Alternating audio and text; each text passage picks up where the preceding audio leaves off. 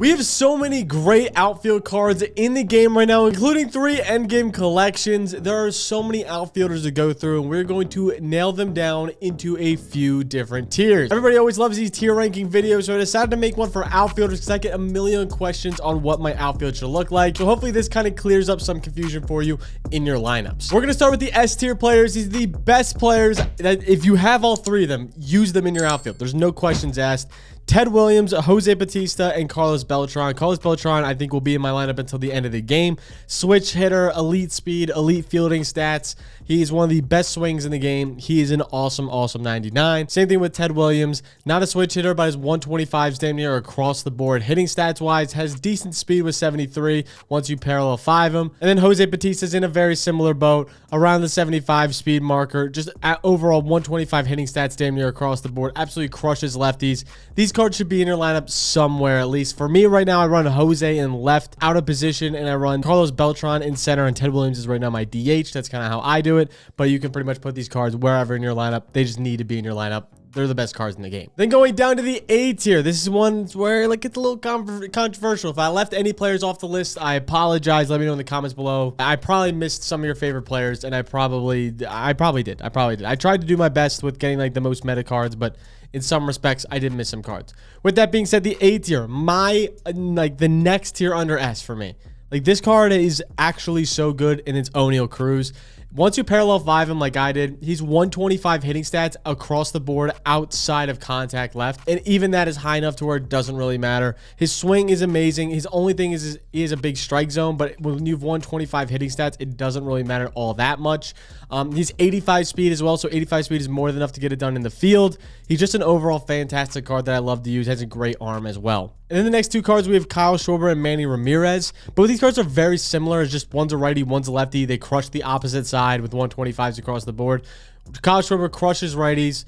Manny Ramirez crushes lefties. If you want to use one or the other, I won't be mad at you. They're both fantastic cards that you can use, especially your DH spot. Then we have Acuna and we have Eric Davis. And these cards are very similar. I think Eric Davis might be a little bit better, but I've been still rocking Ronald Acuna in my lineups personally. I like them both. Eric Davis just has a few better quirks than Ronald Acuna, but they're very similar cards. You can't go wrong with either of them. Both of them are free as well to get, so you can get both these cards in your lineup and use them. In my opinion, I use them in the corners. Then we have Byron Buxton, very similar to Oneil Cruz, 85 speed once you P5 him. He'll have great hitting stats across the board. Absolutely crushes lefties where he's a righty. Has one of the best swings in the game. You can't go wrong with Byron Buxton, but he is worse in the field than Oneil Cruz. Michael Harris definitely has to get on this list. He's a very underused card because so many people have Beltran at this point in the game, but if you don't have Beltran, he's one of the best center fielders you could possibly have. He has great overall hitting stats, solid speed, great fielding. Like, he's just a very good card with a great swing. Everyone that's used this card has raved about him. This is an awesome card for Michael Harris. Mickey Mantle skates on the list. I understand he's low power left, but he's 125 contact. He's a switch hitter. He's one of the best swings of the game in my opinion. I love Mickey Mantle. He bat 500 for me before I decided to go a different route. Might have to bring him back on the squad. But we have Aaron Judge there, who's also going to fit into here. Just another like big, absolutely like rakes the ball hitter. He might have fallen into B tier for me because this card doesn't feel as good as some of the others, but he is in A tier. Another player that can play outfield, but I didn't add on this list is Shohei. Shohei would probably be a B tier player, but I forgot him on this list, so anyway, I digress. That's your A tier for these outfielders. And real quick, before we go any further, make sure you guys drop a subscribe down below. Over 80% of people that watch these videos are not subscribed, so I would greatly appreciate it. We put out videos almost every single day. If you just drop a subscribe, leave a like, it would mean the world to me. Let's get back to the video. Then in B tier, we have just kind of guys that are specialty guys or just kind of mid at everything. PCA is just like a fielder and a solid bat. He's a great swing, but he just absolutely sucks versus lefties as he's a lefty. But his fielding is nuts. His speed is nuts. His stealing is nuts. He's a specialty card. If you want great fielding, you use him. If you want great speed, you use him. Dave Parker just is very underwhelming. It doesn't have a great swing. His stats are underwhelming for being a 99. I was kind of disappointed. Torrey Hunter doesn't get enough love, but I haven't heard great things about him. Gary Sheffield has 52 speed, so just kind of nerfed in that outfield. But I've seen a lot of people use him. His swing's almost too fast. I don't know if that's like a weird thing, but like for me, Gary, like I swing so early with him every single time because his swing is outrageously fast. Maybe that's just a me thing, but I'm very early on like everything I swing with him. Then David Justin, Larry Walker are both very solid cards all around, but they're just not better than any of the cards above. So they just fall into the D tier of just kind of like the mid-average cards that you definitely can use in your outfield, especially if you really are like a big Braves fan, or you really like the Yankees for Gary Sheffield, or if you want to do something with Torrey Hunt. Like if these are some of your favorite cards and you're like a Twins fan, whatever, you can use these cards and there's no problem with them.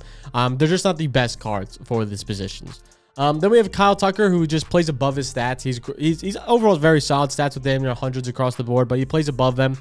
Just a little bit slow in the outfield, so it's really hard to use him fielding wise, but he can get up to like 59 speed if I'm not mistaken. So Kyle Tucker is going to make the B tier list. Then in C tier, we have a few guys that are just simply outdated or just don't quite have one or the other stats. In C tier, we have Brent Rooker, just a great hitter. Just he literally cannot field, so he goes in the DH spot. Juan Soto, who's just simply outdated at this point. I play against Juan Soto still a good amount. He still has one of the best swings in the game, but his stats just don't add up to kind of where it should be for being in this meta. If you want a big hitter, there are many, many, many other options you should use over Juan Soto, and his fielding is not good enough to make up for any of that. Cody Belly, I just think he's a better first baseman than he is outfielder.